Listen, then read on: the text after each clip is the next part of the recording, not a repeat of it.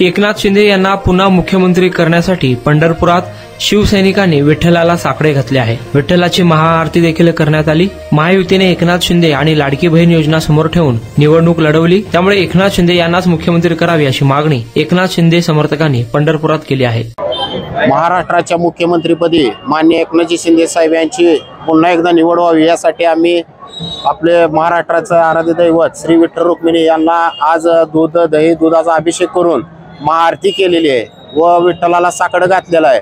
ज्या पद्धतीने महायुती जे पक्ष निवडणूक लढवायच्या आधी माननीय एकनाथजी शिंदे साहेब यांचा चेहरा समोर ठेवून निवडणूक लढवलेली आहे, त्यांच्या चेहऱ्याकडे बघून महाराष्ट्रातील सर्व लाडक्या बहिणी असतील सर्वांनी भरघोस असं यश महायुतीला दिलेलं आहे।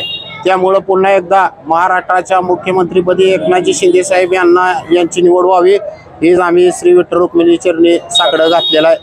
जय महाराष्ट्र।